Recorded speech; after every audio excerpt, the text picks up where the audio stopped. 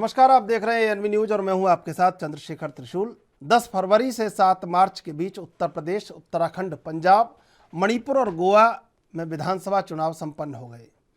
इन सभी राज्यों के नतीजे 10 मार्च को आने हैं। इससे पहले आज अलग अलग एजेंसियों के एग्जिट पोल जारी किए गए। इन पोल के जरिए ये बताने की कोशिश हुई कि किस राज्य में कौन सी पार्टी सरकार बनाने जा रही है या कितनी सीटें जीत रही है। हम आपको पिछले कुछ चुनावों के रिजल्ट और एग्जिट पोल के आंकड़े बताने जा रहे हैं। इससे आप समझ पाएंगे कि ये पोल कितना सही होता है, क्या इनमें किए गए दावों में कुछ हकीकत होती है या नहीं। बता दें कि यूपी में भी पिछली बार यानी 2017 में भी 7 चरणों में चुनाव हुए थे। यूपी में 403 सीटें हैं और यहाँ बहुमत का आंकड़ा 202 है। टुडे चाणक्य और एक्सिस ने अपने पोल में बताया था कि भाजपा पूर्ण बहुमत के साथ सरकार में आएगी। वीएमआर के पोल में बहुमत के काफ़ी करीब भाजपा को बताया गया था, जबकि C voters, India TV, forecast, ABP news, CSDS ने बहुमत से काफ़ी दूर बताया था। नतीजे इसके उलट हुए। भाजपा को इन सभी एग्जिट पोल से काफ़ी ज़्यादा सीटें मिली।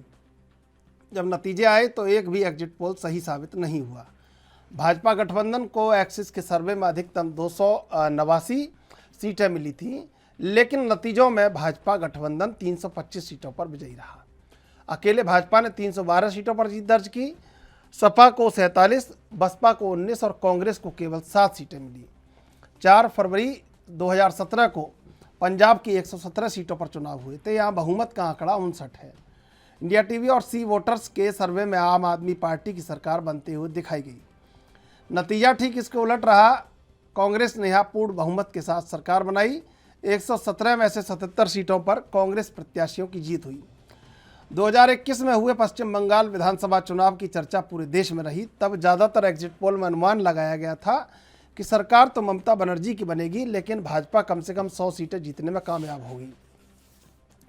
यहाँ कुल 294 सीटें हैं और सरकार बनाने के लिए 148 का आंकड़ा छूना जरूरी था।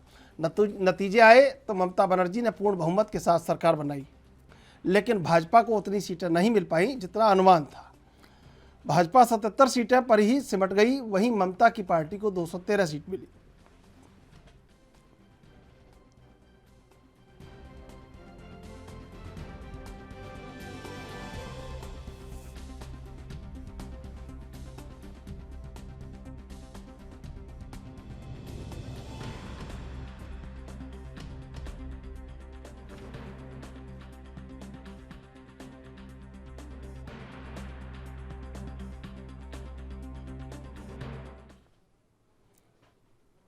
और एग्जिट पोल के इस पोल के भीतर आखिर क्या बड़ी पोल है, इसी पर आज चर्चा करेंगे। हमारे साथ 3 मेहमान इस समय मौजूद हैं।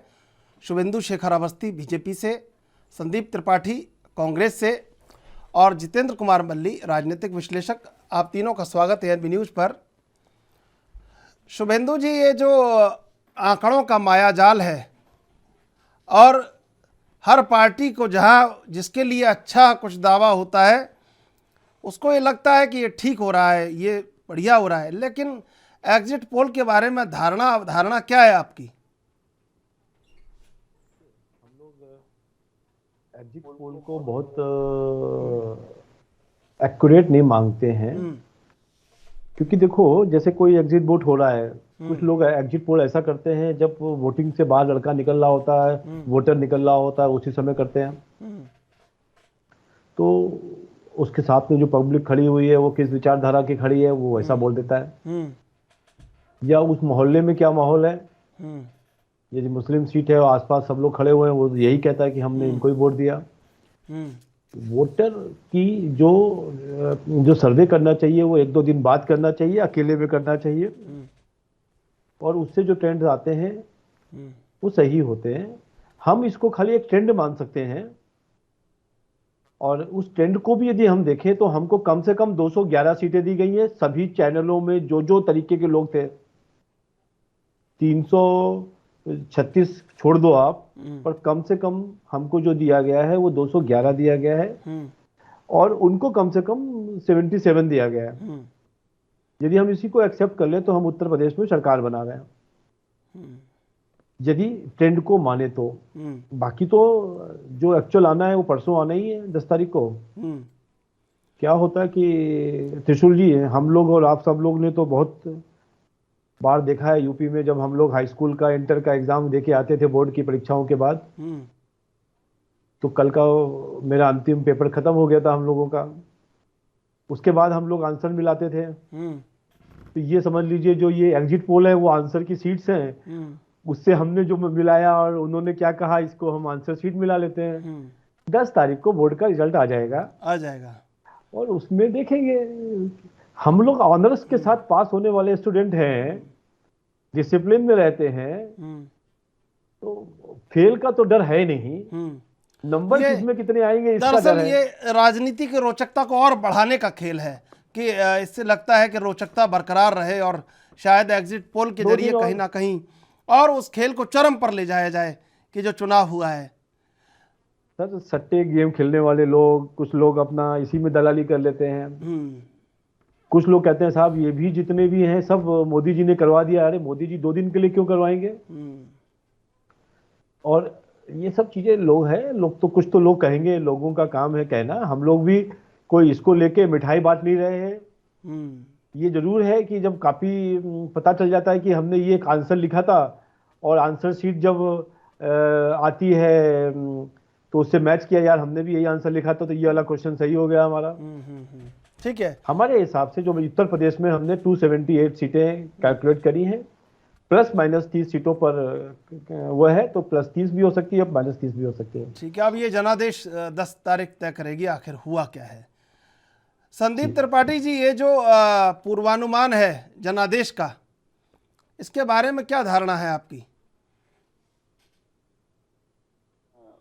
पूर्वानुमान जैसे भी बात कर रहे हैं तो पूर्वानुमान ही है, अनुमान लगाना सबका अधिकार है। न्यूज चैनल जो है उनको उन्होंने अपनी दुकान भी चलानी है। अभी आपने जैसे कहा कि जो है ये व्यस्त रखना है और दर्शकों के लिए कुछ ना कुछ चाहिए, और एक लोकतंत्र ये पर्व है। तो जैसे जो है छोटी होली होती है, फिर बड़ी होली होती है, फिर उसके बाद जो है आप एक ट्रेंड चल गया है कपड़ा फाड़ होली, या शादी में आप देख लीजिए पहले हल्दी, फिर संगीत, फिर शादी होती है। फिर कुछ लोग कहते हैं शादी में, शादी उनको कोई सुखी रहता है, कोई कहता है शादी के बाद क्या जीवन बर्बाद गया।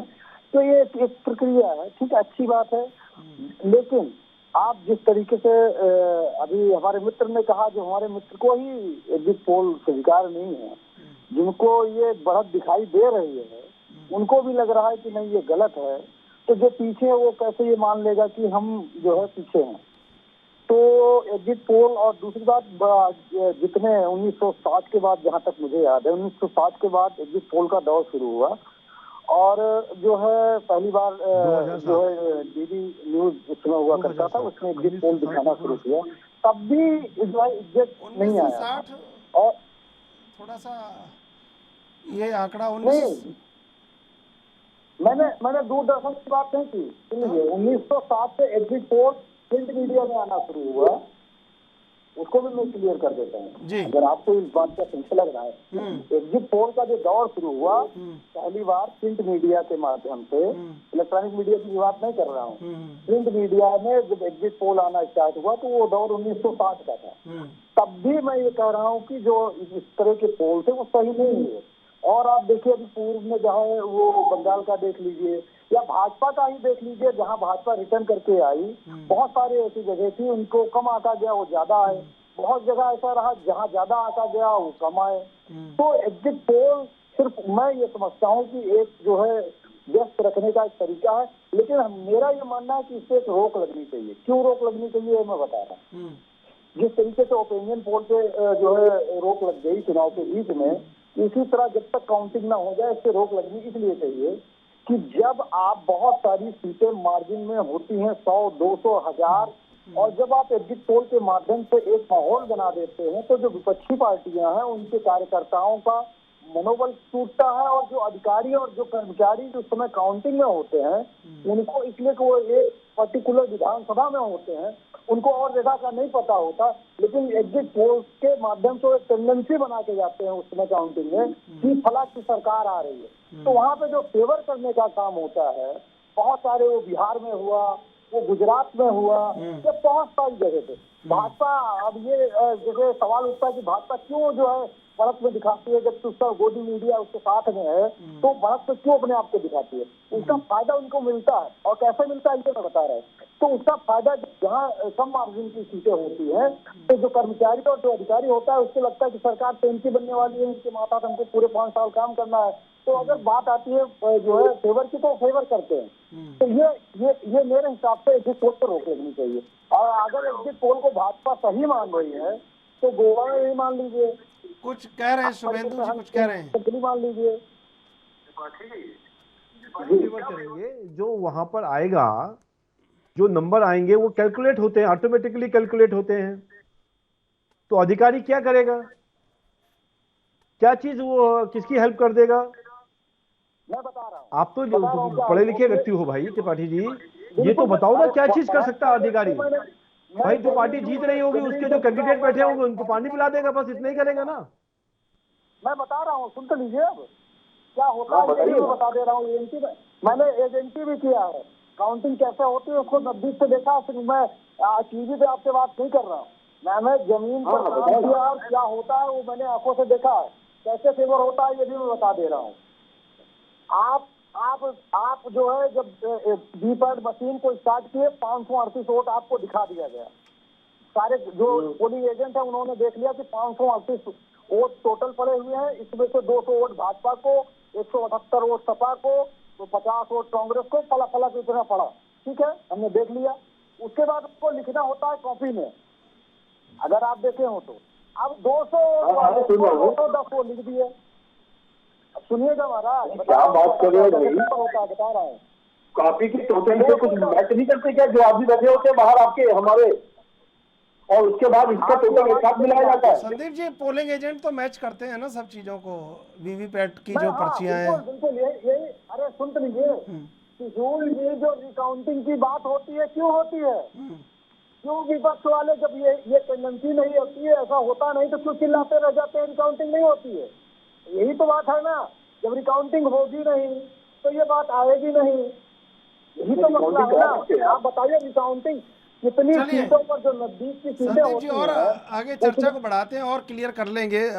हम एग्जिट पोल पर ही चर्चा कर रहे हैं आज। जितेंद्र सिंह जी, दरअसल ये जो एग्जिट पोल हैं और ये एक तरह से लोगों को ये बताने का प्रयास कि ये आ रहा है, ये नहीं आ रहा है। अब उसमें 10 लोग ये बोल रहे हैं, 4 लोग बोल रहे हैं ये आ रहा है, 4 लोग बोल रहे हैं ये आ रहा है, तो फिर एक ना एक की तो बात सच होनी है। फिर एग्जिट पोल की मायने क्या है? देखिए, अगर बात एग्जिट पोल की जाए तो ये एक तरीके से जनता के वोट का उपहास बनाने का ही एक तरीका है, क्योंकि इसका कोई पैरामीटर नहीं है। अगर हम लोग इसको बारीकी से समझें तो एक विधानसभा में लाखों की तादाद में वोटर होते हैं, और कुछ चंद लोगों के बीच घूम करके हम सभी लोगों के मन की क्या धारणा है उसको एग्जिट पोल के द्वारा कैसे दर्शा सकते हैं, सबसे प्रथम बात। और फिर जैसा कि हमारे साथी मित्र कह रहे हैं कि आज के माहौल में इसका कहीं ना कहीं दुरुपयोग करने की भी कोशिश की जाती है। हम उस पे बिना किसी सबूतों के आधार डायरेक्ट किसी पे नहीं कहना चाहेंगे कि फला पार्टी ऐसा करती है वो करती है, लेकिन कहीं ना कहीं एक मानसिक धारणा बनाने की कोशिश की जाती है कि ये देखिए सरकार आ रही है, ताकि अंदेशा रहता है कि जो सरकार सत्ता में है अगर कहीं ना कहीं उसके विरोध में वोट हुआ है तो उस पार्टी को या शासनिक प्रशासनिक अधिकारियों को यह भय रहता है कि सत्ता परिवर्तन हो सकता है। तो कहीं ना कहीं उनको मानसिक रूप में एक सांत्वना दी जाती है कि नहीं भाई आप चिंता ना करें, अभी वोटिंग से पहले आप ये ना सोचें कि सरकार जा रही है। ये एक पहलू है। दूसरा पहलू आप ये बताइए कि सबसे बड़ी महत्वपूर्ण विषय सबसे ये रहता है कि इसका फायदा क्या। जब वोट हो गए, एक निश्चित तारीख को चुनाव का खुलासा हो जाना है, तो जो गंभीर मुद्दे हैं देश में आज उनके ऊपर बहस ना हो करके एक निरर्थक पहलू पे लगातार बहस की जाती है। तमाम देश के अंदर पहलू, गरीबी, बेरोजगारी, उन सबको छोड़ करके पूरे देश को कम से कम 2, 4, 10 दिन के लिए उलझा दिया जाता है एग्जिट पोल के नाम पे। तो अगर इसको देखा जाए तो समय की बर्बादी, इसका कोई मेरे हिसाब से कोई आज की डेट में औचित्य नहीं है और इस पे पूर्णतः बैन होना चाहिए। बिल्कुल। इसकी आड़ में जो बुनियादी मुद्दे हैं वो बिल्कुल उनसे वंचित रह जाता है। अगर आज देखिए ये निश्चित है सब किसी ना प्रदेश में किसी ना किसी की सरकार बननी है, तो क्यों ना चुनाव के बाद उन मुद्दों पे बात की जाए कि अगर अब सरकार बनेगी तो किस विषय पे काम होगा। भाई सरकार नहीं, अभी 10 तारीख तक किसी की सरकार नहीं है, तो ये विषय होने चाहिए बहस। आज हम सब लोग यहाँ बैठे हैं, सब पार्टियों के रिप्रेजेंटेटिव बैठे हुए हैं, तो विषय ये होना चाहिए था कि भाई अगर आपकी सरकार बनेगी तो गरीबी कैसे दूर की जाएगी, गरीब के पांव में चप्पल कैसे पहुंचाई जाएगी, जो अभी तक शिक्षा से वंचित है उनको शिक्षित करने के लिए क्या आयोजन प्रयोजन किए जाएंगे। बहस का विषय ये होना चाहिए। इन बहस के विषयों से जनता दूर रहे, काम धाम से जनता दूर रहे, ये केवल उसके लिए एक प्रयोजन है। मैं इसको केवल इसके अलावा कुछ नहीं मानता। आप मूलभूत विषयों से अगर जनता को, आप देश को, प्रदेश को दूर रखना चाहते हैं बुनियादी ढांचों से, तो आप ये आयोजन ले आइए। आज आप देश विदेशों में यूक्रेन रशिया का मसला है, उस पे हमारी विदेश नीतियां क्या हैं, उसका हमारे देश पे प्रभाव क्या होने वाला है, डिबेट का विषय ये होना चाहिए। चुनाव संपन्न हो चुके हैं, ये चर्चा कच्चे तेल की कीमतें बढ़ रही हैं, ये चर्चा कौन करने के लिए बैठा है? यहाँ तो चर्चा कुछ और हो रही है, लोग भ्रमित किए जा रहे हैं और उनको ये शोर बताया जा रहा है एग्जिट पोल के जरिए कि ये हो रहा है। सत्ता अपने दंभ का आत्मावलोकन कर रही है और उसको बता रही है लोगों को। देखिए वो एक अलग दावा है कि कौन सी पार्टी आएगी, वो मायने नहीं रखता। मायने ये रखता है कि प्रदेश कैसे आगे जाएगा। बिल्कुल ठीक। कि प्रदेश के मूलभूत विषय क्या हैं। क्या exit poll is one of the basic thing to be discussed on the, मतलब जो हमारे विशेष चैनल है, क्या उन पर ये एक विषय है या कि वाकई में ये गंभीर विषय है? एक सब बात बताइए, जिस तरीके से ज्योतिष और तांत्रिक कोई भविष्यवाणी कर देगी ये होने वाला है, तो क्या पूरा प्रदेश उसके पीछे लग जाएगा? ये ठीक मुद्दे क्या थे, किन मुद्दों पे चुनाव लड़ा गया? देखिए कोई भी सरकार आए वो एक अलग विषय है। ठीक बात है, आएंगे आपके पास। शुभेंदु जी, देखिए जितेंद्र सिंह कह रहे हैं कि ये जो ज्योतिष तांत्रिक और ये जो सट्टा बाजार है और ये सब क्यों किया जा रहा है, ये शोर मचाने की क्या आवश्यकता है? जिसकी सरकार आनी है, जिसको जनादेश मिला है, वो बिल्कुल साबित हो जाएगा जब नतीजे आएंगे, परिणाम आएंगे। ये पहले से क्यों डराने की प्रक्रिया प्रारंभ हो जाती है और इतना भीषण शोर क्यों? देखिए त्रिशूल जी, अपने यूपी में एक कहावत है ना, बकरी की माँ कब तक खैर मनाएगी, तो 10 तारीख को पता ही चल जाएगा। दूसरा, जितेंद्र जी ने जो कहा, वो एक राजनीतिक पर्यवेक्षक हैं, उनको ये फर्क नहीं पड़ता है कि सरकार किसकी बने। हम पॉलिटिकल लोग हैं, इसलिए हमको फर्क पड़ता है कि हमारी विचारधारा, हमारे जो हमने मेहनत करी है उसके हिसाब से हमारे विचारधाराओं से सरकार चलेगी कि नहीं चलेगी। अब साइकिल में हवा भरी जाए या बुलडोजर की सर्विस कराई जाए, ये तो 3 दिन काम कर ही सकते हैं हम सब लोग। अब जी, इससे भी दिक्कत लोगों को है, टीवी चैनल ने, कोई सरकार तो नहीं करा रही है कि सरकार कोई सर्वे करा तो रही है। ये देखिए शुभेंदु जी, मेरा ये मानना है कि हर जगह मर्यादाएं बहुत ज़्यादा ये होनी चाहिए कि एक आप कहीं ना कहीं सीमा में रहें, और जो दौर है वर्तमान का उसमें सीमाएं तोड़ दी गई हैं हर एक तरफ से। देखिए जब चुनाव होता है एक तरीके का वार है। अभी मैं आपके सामने, आपसे पहले एक टीवी चैनल पे था, बड़ा टीवी चैनल था, उसमें एक हमारे विपक्ष पार्टी आप बड़ी पार्टी हैं, टीवी चैनल बड़े हैं, आप तो बड़ा और काम बड़ा कर रहे हैं और ऐसा नहीं, बड़े फिगर में आ रहे हैं आप लोग। त्रिशूल जी देखो, आपने हमारे साथ बहुत बार डिबेट करी है और आप एंकरिंग करते हैं।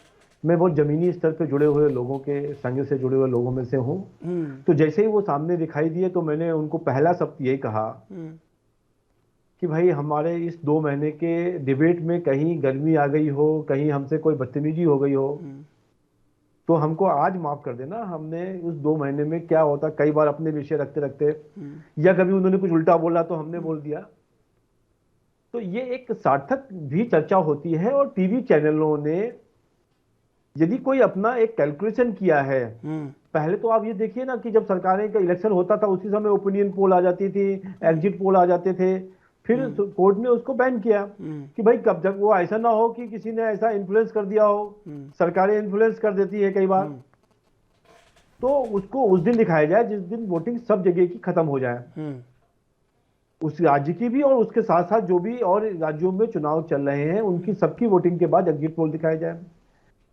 लोगों के अपने कैलकुलेशन है, पहले उतना साइंटिफिक नहीं हुआ करता था, जैसे बताया उन्होंने 1960 में। अभी क्या है, सब डिजिटल मीडिया का है, एक एक जगह पे 200 400 500 लोगों से लोग पूछ लेते हैं एक विधानसभा में। 500 में यदि ज्यादातर लोगों ने जिस पार्टी को कहा उसको ज्यादा दिखा दिया जाता है, और जितना छोटा सैंपल वो होगा उतना ज्यादा रॉन्ग हो सकता है। 15 करोड़ लोगों की सैंपलिंग 5 लाख लोगों से की जा रही है, ये कहीं थोड़ा सा ये वाइबिलिटी नजर नहीं आती है। इसलिए ये त्रिशूल जी चावल खाने के लिए पक गया है नहीं पक गया है, 2-4 चावल को दबा के देख लो।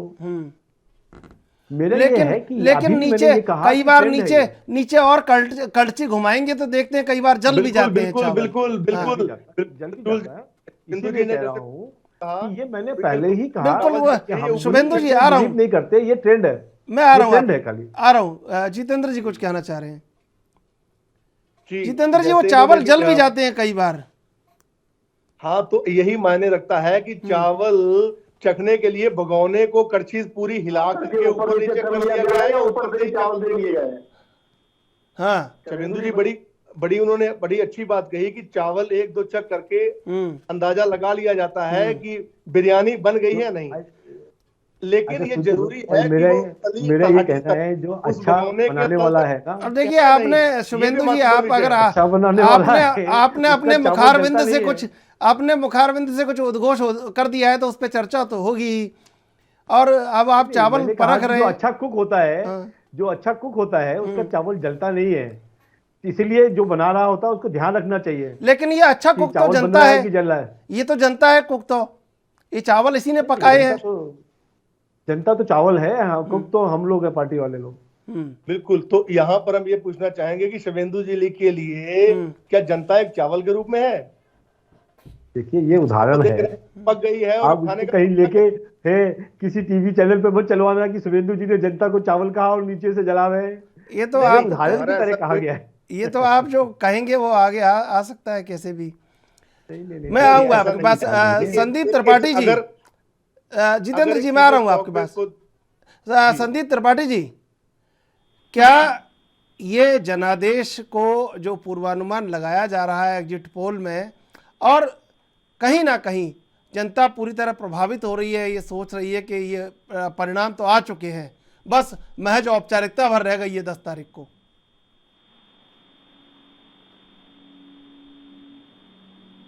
संदीप जी आवाज मिल रही है आपको मेरी? ठीक है, संदीप जी को आवाज नहीं मिल पा रही है। जितेंद्र जी, ये एग्जिट पोल को जिस तरह शोर से बताया जा रहा है, बड़े आत्मविश्वास से, कि वो बड़े सलीके से झूठ बोलता रहा, मैं यकीन नहीं करता तो क्या करता, और इतना प्रभावित किया जा रहा है कि लग रहा है कि बस 10 तारीख को औपचारिकता रह गई, सरकार तो सब बन चुकी है सब जगह। हम लोग समझे कोई भी आज के समावेश में कोई भी चीज यूं ही नहीं होती। बड़ा सुखद होता कि अगर आज बैठ करके इस विषय पे तमाम पार्टियों के वक्ता प्रवक्ता बात कर रहे होते कि अब 5 साल क्या करना है, अब डीजल के दाम कितने बढ़ाने हैं, गले पे फंदा कितना कसना है। देखिए अभी 10 तारीख तक नहीं पता किसकी सरकार बन रही है। आज प्रदेश के सामने बड़े सुखद हालात होते अगर मूलभूत विषयों पे बात की जाती। कहीं ना कहीं ये एक जो एग्जिट पोल जिसको कहा जाता है, ठीक है, अगर जैसा कि अभी शुभेंदु जी बता रहे थे कि जिन्होंने मेहनत की होती है तो वो एक उनके लिए जरूरी होता है कि वो जाने, ठीक है जान लिया, अब आगे क्या। कहीं ना कहीं आप अगर सोचें, अगर ये 3 दिन इन विषयों पे बात होती, आज अगर ये डिसाइड हो जाता, पूछा जाता कि भाई डीजल के दाम बढ़ेंगे, पेट्रोल के दाम क्या बढ़ेंगे, तो 10 तारीख के बाद जिसकी सरकार बनती तो उसकी जवाबदेही होती। उन सब मूल विषयों को दबाने का एक आयोजन मानता हूं मैं इस एग्जिट पोल को, ताकि सरकार कोई भी हो वो लोगों का विकास छोड़ करके अपना विकास कर पाए। लोगों के लिए आज विषय ये नहीं रह गया कि प्रदेश की समस्याएं क्या हैं। बाढ़ में लाखों लोग जान गंवा देते हैं, एक तरफ हम लोग मंगल ग्रह पर पहुंच चुके हैं। आप देखिए लखीमपुर, पलिया, ऐसे जैसे ये जो जगह है, यहाँ बाढ़ आती है, हर साल बाढ़ आती है। लाखों लोग जो है अपना जीवन मतलब जीवन नहीं जी पा रहे, अपने बेघर हो जाते हैं। कहीं ना कहीं हम लोगों को अपना ध्यान केंद्रित करना पड़ेगा कि how we can improve their living standards. ये अगर बड़ा सुखद होता कि ये आज समय मिला था चुनाव के बाद 4 दिन का, तो प्रदेश के प्रवक्ता, बुद्धिजीवी लोग बैठ करके सलाह मशुरा करते, जनता देखती सुनती। खुशी तब होती कि जब तमाम पार्टियां कहती देखिए हम ये करेंगे, उस पर सलाह होती। चुनाव निपट गया, अब लूट खसूट जो भी होगी देखी जाएगी। चलिए भाई 5 दिन तक ये दिखाओ, ये आ रही वो आ रहा, अरे ये विषय ही नहीं है। लेकिन ये बिल्कुल आप जितेंद्र जी, मैं शुभेंदु जी कुछ कहना। शुभेंदु जी देखिए, ये जो बीच का गैप है इसको कैसे भरा जाए, रोचकता से या घोषणा पत्रों की चर्चा से, कि घोषणा पत्रों में जो तय किया गया था कि सरकार में आएंगी तो ये करेंगे, ये सब होना चाहिए बजाय इस शोर के। देखिए शोर की बात नहीं है, हम लोगों ने पिछले 3-4 महीने 6 महीने से तो मैं ही लगभग अपने जो विषय हमने काम किए हैं और जो हम काम करेंगे इसी पर चर्चाएं हो रही हैं, और किस तरीके से करेंगे इस पर भी है। नहीं, अभी डिबेट्स पे हमने ये भी बताया कि हम किस तरीके से बेरोजगारी कम करने वाले हैं, कुछ कह रहे हैं, महंगाई कम करने वाले हैं। शुभेंदु जी कुछ कह रहे हैं, जितेंद्र जी बस बताएं। शुभेंदु जी भी कह रहे थे कि इलेक्शन के दौरान तो कई बार ऐसा होता है कि सामने वाले को देख करके कुछ बोलना पड़ जाता है, तो मैं उन चुनावी घोषणाओं पे भी कोई बहुत बड़ा उनको सीरियस नहीं मानता हूँ। वो तो एक होड़ होती है आगे बढ़ने की। अगर कोई पार्टी 2 किलो कुछ दे रही है तो हमने 4 किलो की घोषणा कर दी, कोई आधा बिल हाफ करने की बात कर रही है, हमने पूरा माफ करने की बात कर दी। तो वो अपने आप को चुनाव में टिकाए रखने के लिए जरूरी होता है, एक माहौल बनाने के लिए। वो एक उसको कोई भी पार्टी आप जानते हैं कि उन पे कितना उन कसौटियों पे कितना खरा उतरती है। बात अब है, इलेक्शन संपन्न हो गया, जुमलों का दौर चला गया। हम लोगों ने इस बार राजनीति का स्तर कितना डाउन हुआ इस किसी से छुपा नहीं है, सबने देखा। लेकिन क्या 5 साल भी उसी गिरे हुए माहौल में ही आगे बढ़ेंगे? जितेंद्र जी मैं आपको ये बताना चाहता हूं, भारतीय जनता पार्टी। बिल्कुल शुभेंदु जी, मैं आपका जवाब लूंगा, इससे पहले लेंगे एक छोटा सा ब्रेक के बाद फिर हाजिर होंगे।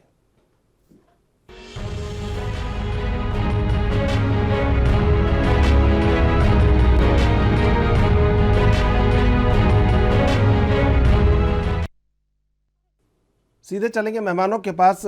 शुभेंदु शेखर अवस्थी जी, एग्जिट पोल सही नहीं है, लेकिन बार बार जब भी चुनाव आता है उसको सही ठहराया जाता है और चुनाव के पूर्वानुमान को चीख कर बताया जाता है।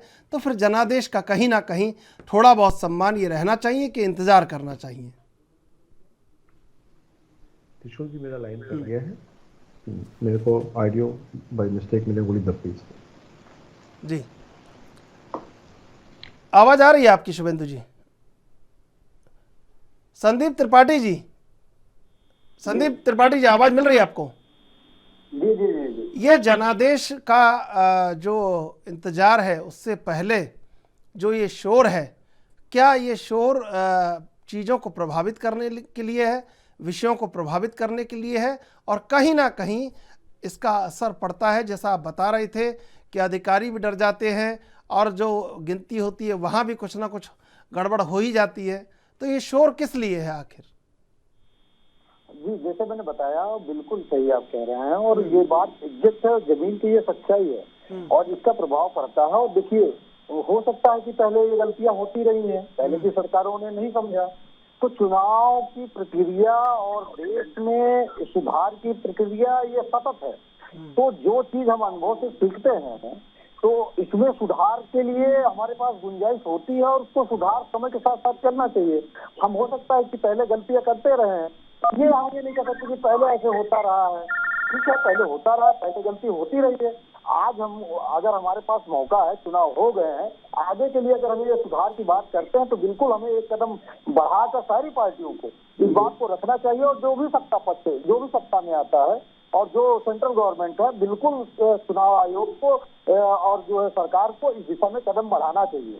और देखिए जैसे पहले बजट में चुनाव होता था फिर उसके बाद ईवीएम आई, ईवीएम में फिर जो है पर्ची का आया, भाजपा ने सवाल उठाया, कांग्रेस का उस समय कांग्रेस की सरकार होती थी, इसी ईवीएम पे ये लोग सवाल उठाया करते थे।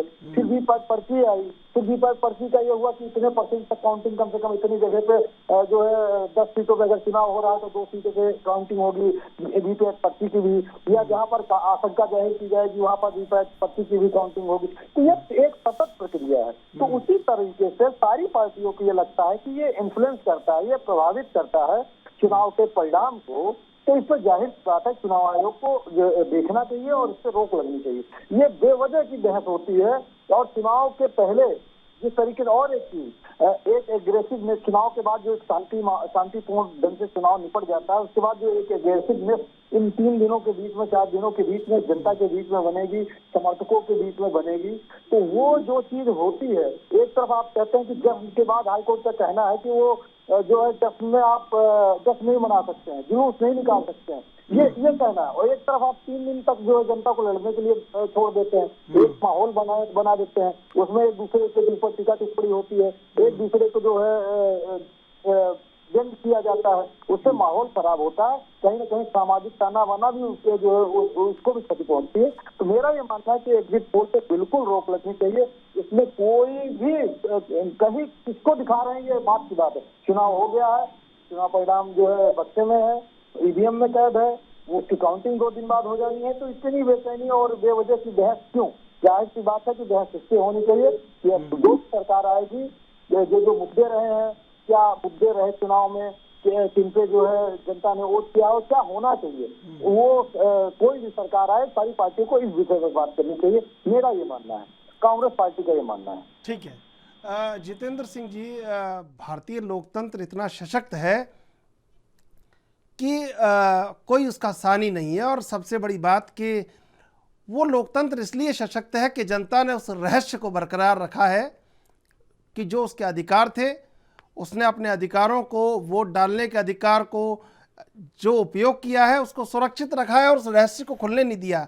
लेकिन एग्जिट पोल उस रहस्य को खोलने की प्रक्रिया है। तो अब ऐसे में क्या ये रहस्य सही मायनों में खुल पा रहा है एग्जिट पोल से, कि महज शोर है, महज सिर्फ जलसा है इसका? जी, अगर हम लोग फैक्चुअल टॉक्स देखें तो अगर हम लोग जर्नल एक सर्वे देखें कि पिछले जितने भी एग्जिट पोल आए हैं वो कितने सही रहे, तो हम लोग देखेंगे ये बड़ा हास्यास्पद है कि उसमें 10, 15, 20% से ऊपर ही आंकड़ा नहीं है जब से एग्जिट पोल सामने आए हैं। क्योंकि तमाम, अब एग्जिट पोल पहले 1-2 एजेंसियां करती थी, अब तमाम एजेंसियां करती हैं।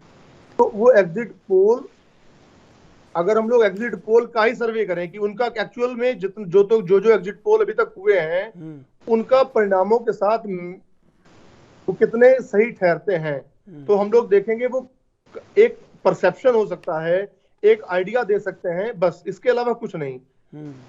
वो आप देख सकते हैं, जिस पार्टी आपको मजबूत लगती है आप अपने मन से कुछ भी बोल दीजिए, मैं उसको बिल्कुल भी सीरियस नहीं मानता। लेकिन वो आए तो इसलिए थे कि रहस्य को खोला जा सके। लेकिन कहीं ना कहीं इस बात से नकारा नहीं जा सकता कि आज के समावेश में उसका मनोवैज्ञानिक तरीके से लाभ लेने की नाकामयाब कोशिश की जाती हो। हालांकि उसका भी उससे भी कोई बहुत बड़ा लाभ लिया नहीं जा सकता।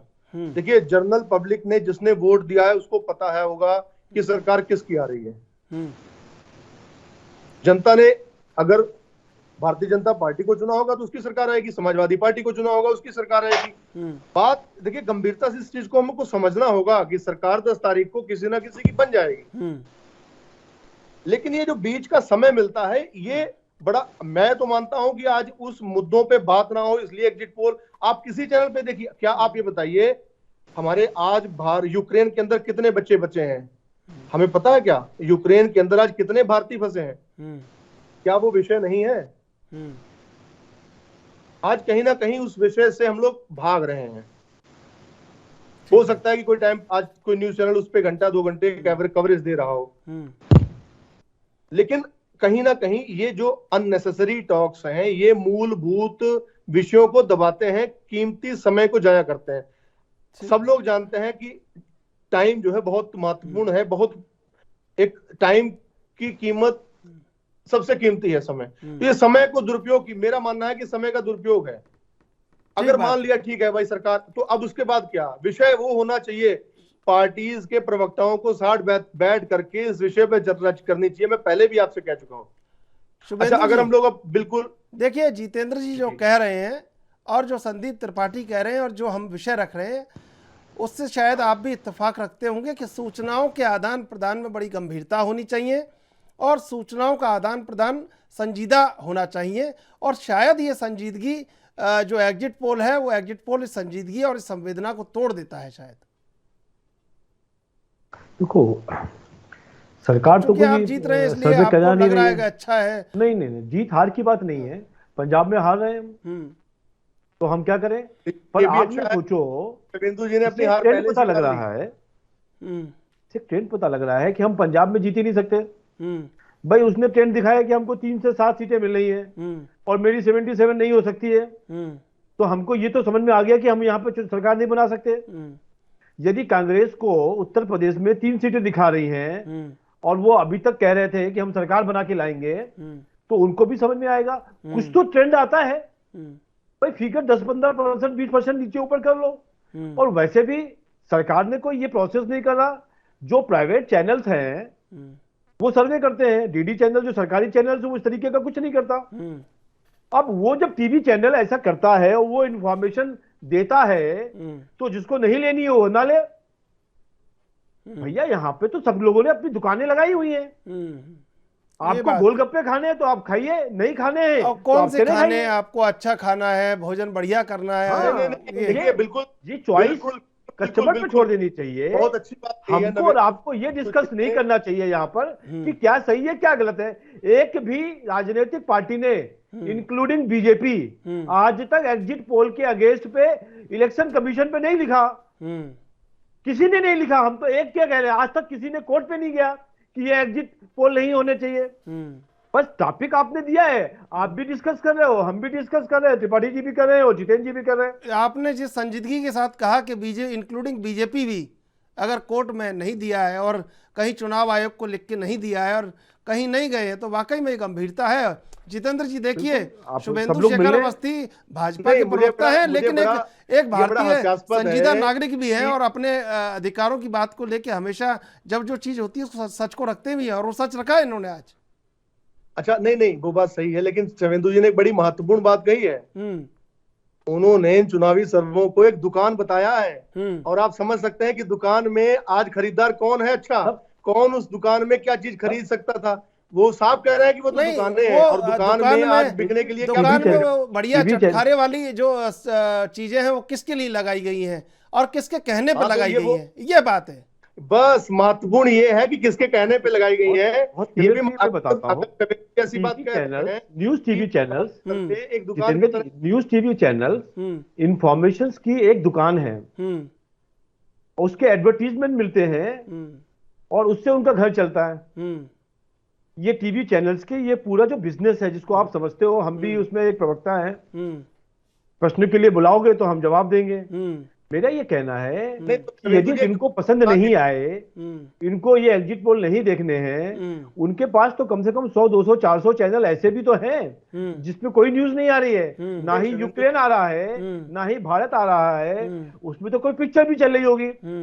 तो सबका अपना अपना टेस्ट है। जिसको लगता है कि ये समझ में आना चाहिए किसका ट्रेंड है, ऐसे लोग हैं अखबार पढ़ते हैं जो समाज के साथ जुड़े होते हैं, उनको क्यूरियोसिटी होती है, उनको इस एग्जिट पोल से शायद कुछ ट्रेंड समझ में आता हो। और जिसको नहीं सुनना है वो लोग वो करें। सब लोगों को चॉइस दिया गया है। हाँ, सरकारी रूप से कोई भी सरकारी चैनल इस तरीके के ट्रेंड को नहीं दिखाता है और ना ही दिखाना चाहिए। ठीक है जितेंद्र जी, मैं आऊंगा आपके पास। संदीप त्रिपाठी जी, देखिए बहुत साफ गोई से कह दिया शुभेंदु शेखर अवस्थी ने कि कोई नहीं गया चुनाव आयोग में ये कहने कि ये शोर थमना चाहिए, सच के लिए इंतजार करना चाहिए, ये कोई कहने नहीं गया। जी देखिए, बहुत अच्छी बात इन्होंने कही। ऐसा ये उनसे सवाल पूछिए कि ओपिनियन पोल के लिए कौन गया था। सर जो है चुनाव आयोग ने स्लो मोटिव लिया था या कोई गया था? कोई नहीं गया था। हमने पहले ही कहा कि ये बातें भाजपा को और सारी पार्टियों को रखनी चाहिए, और नहीं तो चुनाव आयोग को स्लो मोटिव खुद ही लेना चाहिए। अभी आपने कहा कि आपके पास ऑप्शन है, तो वो ऑप्शन तो ओपिनियन पोल में भी था, उससे फिर रोक क्यों? आज एग्जिट पोल में जो ऑप्शन की बात कर रहे हैं आप, तो ओपिनियन पोल में भी ऑप्शन था। चाहिए तो देखे, ना चाहिए तो मत देखिए।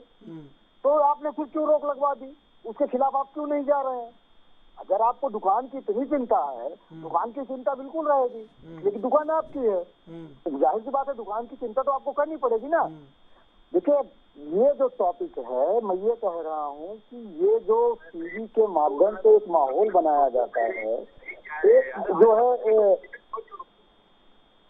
नहीं, शुभेंदु जी कहीं ना कहीं अपनी बात में फंस जाते हैं, कभी मीडिया को दुकान बता बैठते हैं।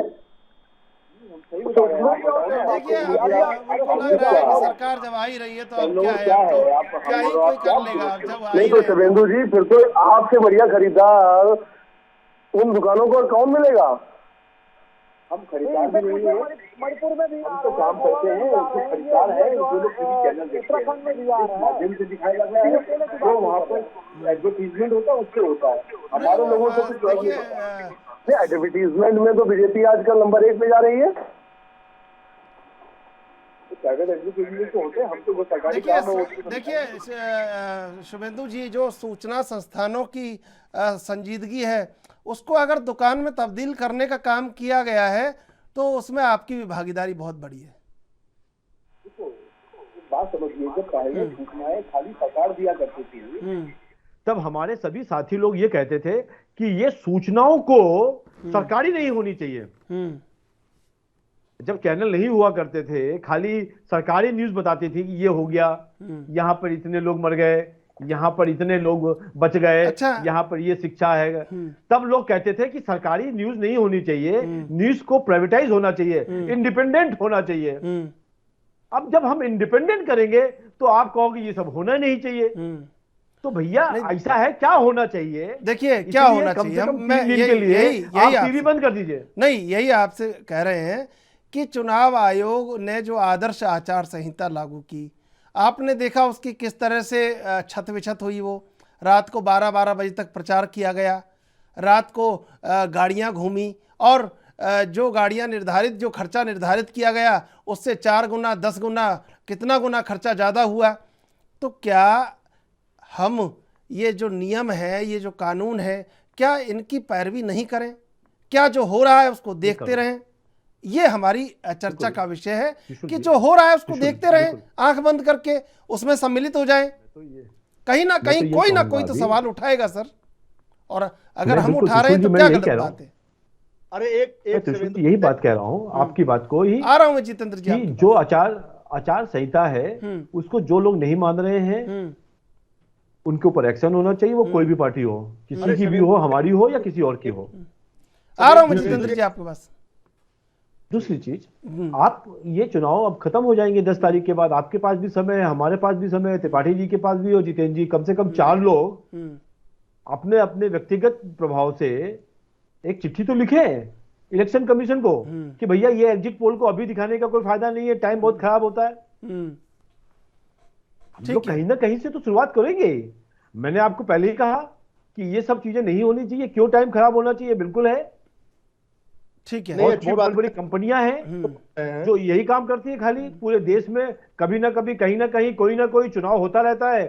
उनकी ये स्टैटिस्टिक्स जो है, जो उनके माध्यम है इस तरीके को चेक करने के, वो लोग करते हैं यही काम। यदि वो देखें कि कहां कहां पे गरीबी बढ़ गई है, कहां कहां गरीबी में और उत्थान हो सकता है, ये बहुत अच्छी बात कही आपने, ये बहुत अच्छी बात कही शुभेंदु जी, ये बहुत अच्छी बात कही आपने। आप देखिए सरकार में है, और ये आप बजाय आपकी जिम्मेदारी भी बनती है, अगर कांग्रेस कहीं सरकार में है तो आपकी भी जिम्मेदारी बनती है कि आप ये चेक करवाएं कि गरीबी कहाँ कितनी है, कितने लोग पेट्रोल डीजल महंगाई से परेशान है, राशन नहीं पहुंच रहा है, कौन सी विधानसभा इसका सर्वे नहीं हुआ हो रहे हैं। बिल्कुल होना चाहिए, मैं तो कह रहा हूँ आपके सामने से, यही जो कंपनियां हैं वो कुछ पॉजिटिव काम करें, वो है तो क्या मिल रहा है उनको। मैं तो आपके चैनल के माध्यम से पहले भी कहा कि सबकी दुकानें हैं, सबका काम हो रहा है, और आपने हमको बुलाया है बाइज्जत, तो मैं आया हूँ। अरे तो आप नहीं बुलाते तो मैं आराम कर रहा होता कहीं अपने ऑफिस में बैठ के। आपकी फेवरेट दुकान कौन सी है? सर हमारी फेवरेट दुकान, देखिए हम सब लोग एक संगठन के देखिए इनकी RSS से फेवरेट आए हो, मैं तो दुकान नहीं लिखने रही पढ़ने है वाला अब। आदमी हूँ। जितेंद्र जी अब आप इनकी कभी फेवरेट कुछ दुकान लोग नहीं रही पिज्जा है, खाना इन्होंने चाहते पूरा हैं, बाजार कुछ लोग लगा गोलगप्पे- दिया है। देखिए फेवरेट नहीं, फेवरेट दुकान है, फेवरेट विक्रेता भी है, वो दिन भर लेकर बेचते रहते हैं सामान अपना। लेकिन लेकिन एक जितेंद्र गंभीर जी, बात, मैंने जो एक बात कही गंभीर है बात उसको जरा शुभेंदु संजीदा से शेखर अवस्थी लीजिए। ने कही है जी कि ये महंगाई का भी सर्वे होना चाहिए, बेरोजगारी का भी होना बिल्कुल होना चाहिए। चाहिए, बिल्कुल बिल्कुल बिल्कुल। आप ये साम्प्रदायिकता कब होना चाहिए कि कहाँ पे लोग बड़ा देश के अंदर जातिगत समीकरण के हिसाब से बटे हुए हैं, उनका उत्थान नहीं हो पा रहा, ये सब होगा तब आप और हम लोगों के, यदि देश बढ़ेगा आगे तो हम लोग कुछ अच्छा चर्चा करेंगे। आज बिल्कुल आप देखो ना, जब चुनाव होते हैं तो जातिगत समीकरण का है, मोहल्ले का समीकरण है कि ये हमारे मोहल्ले के हैं तो इनको हम टिकट दे दें। ये सब चीजों से उठकर जिस दिन भारत के अंदर विकास के ऊपर चुनाव होगा, जैसे दूसरी कंट्रीज में होता है, हमको लगता है कि हम सब लोग विकासशील की जगह पर विकसित हो जाएंगे। ठीक है संदीप त्रिपाठी जी, देखिए बहुत अच्छी बात कही है शुभेंदु शेखर अवस्थी ने कि सर्वे तो सारी चीज़ों का होना चाहिए कि लोगों की परेशानी क्या है स्थानीय स्तर पे। जी अच्छी बात है। आर्थिक सर्वेक्षण हर 10 साल पे होता है, ये दुर्भाग्यवश ये आज तक नहीं करा पाए। उसकी रिपोर्ट भी ये जिस तरीके से जारी किया और आधी अधूरी तरीके से ना आर्थिक सर्वेक्षण। आप याद कर लीजिए 2011 में जब हमने आर्थिक सर्वेक्षण कराया था, बाकायदे एक टेबलेट लेके व्यक्ति घर घर जाता था। अब सुन लीजिए, मैं आपको इतनी शांति से सुन रहा था, सुनिए।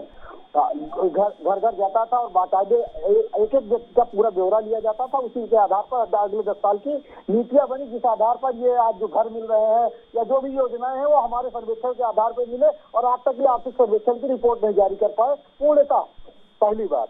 दूसरी बात, हमारे मित्र ने कहा कि दुकान लगी है, हमने जो है सरकारी मीडिया से प्राइवेट मीडिया किया। पहली बात तो आपने नहीं किया, जो है वो कांग्रेस का समय था, हमने जो है प्राइवेट मीडिया को या जो प्राइवेट प्लेयर थे उनको लेके आए। सुनिए, अब सुन तो लीजिए, लेकिन हमने किया क्या, हमारे और आप में डिफरेंस क्या था। आपकी जानकारी के लिए बता दूं कि आज सबसे ज्यादा विज्ञापन पर अगर कोई खर्च करता है तो आपकी सरकार करती है। वो सरकारी मीडिया को आप विज्ञापन नहीं देते हैं। पहले मतलब दुकानें आपने खोली और बड़े दुकानें आपने खोली और बड़े खरीदार बड़े खरीदार के रूप में बीजेपी सामने आ गई, तो दर्द इसी बात का है। नहीं, हमने दुकानें नहीं खोली। हमने अभी आपने जी नहीं, मैं बता रहा हूँ, मेरा जवाब पूरा सुनिए। मेरा कहने का आशय सिर्फ ये है कि कांग्रेस ने कभी भी प्राइवेट को ये नहीं कहा कि मैं आपको बढ़ाऊंगा। आप बढ़ रहे हैं, आप आ रहे हैं, आपका स्वागत है। मैंने उनको रोका भी नहीं, मैंने बढ़ाया। लेकिन इस सरकार ने क्या किया, आप एक उदाहरण मैं देता हूँ कि जियो की सिम मोदी जी की फोटो लगा के बिकी। ये सच्चाई है नहीं है? ये सच्चाई है। डिजिटल के नाम पर जियो की सिम मोदी जी की फोटो लगा के बिकी, ये कभी नहीं हुआ है। इसलिए कि उस समय भी एयरटेल था, उस समय भी रिलायंस था, उस समय भी वोडाफोन था, उस समय टाटा डोकोमो था, लेकिन कभी हमने नहीं कहा। हमने तो आप ये बात स्वीकार रहे हैं, तो कहीं ना कहीं आप ये बात स्वीकार रहे हैं कि आप मार्केटिंग में फेल रहे।